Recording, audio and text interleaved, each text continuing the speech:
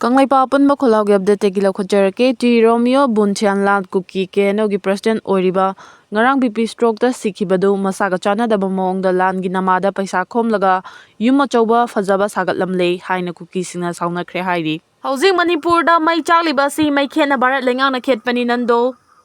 Manipur ki tungan mafam kaya da local club kaya lingduna lairiba si mapung fana niyom chumna thabak pangthoknaba honnaba chungani maduna tana mamingtagi oina laibadi kanaroi Housing Manipur da mai chakliba si mai khena Bharat lengang na khetpani aduga mai muthatnaba honnada yengduna laithokpani haibasi Manipur da lairiba club sangtan singi luchingba singna khangpham thoi haina amukogi president Fairujam Nandoluwa na phongdokre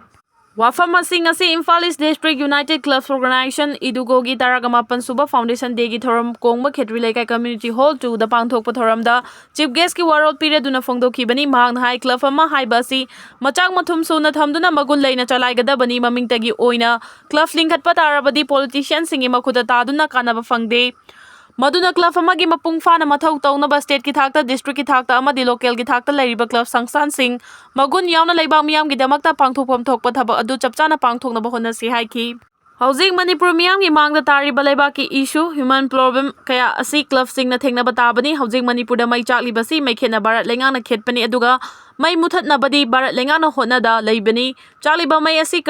khara amu ingtha khara amu hena chakhanduna Manipur miyambu mai iklaba khangda ngobogum thamli haujik chaliba mai asi 2023 gi mamangdagi Manipur khunaibu kanglu furupta yumfam oiba lalhauba luf kaya ga wari sanaraga Manipur thugaina ba Bharat lengang na honarambani mamangda su Manipur thugaina ba kaya honakre maduna Manipur kanaba honabada club sangstan kaya gi achoba thodang lai haibasi khangna thabak tawgadabani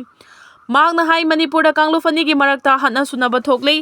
Masiguma thaudoksi malengi mafam kaya da suthoi adubu matamgi matung ina irang adu nemthaki adubu Manipur da irang nemthahangi haribadi separate administration tanba union territory tanbagi demand pusilaki separate administration amadi union territory taliba Kuki Jo singna hingsa gi thabak kaya chathaduna lakli makhoina Manipur micham miyamgi mafam da bom amadi nongmai kapsenduna mihan mipun kaya tawi adubu masi tawgano haina Bharat lengang na thingba amadi khamba tawduna makhoiga Bharat lenga ka Chamin thakmina duna lei thawong asina takpadi Manipur thugaina ba honariba Kuki Jo mihat pasing asibu Bharat lengang na pungning thawgali haiba takpani masigi mathakta Manipur thugaina ba honariba Kuki Jo singi luchingba sing Bharat lengang na kauraga harau taramna wari sanari chamin thakmina ba tawribasi karigino haiba du miyamna wakhal khanba thoi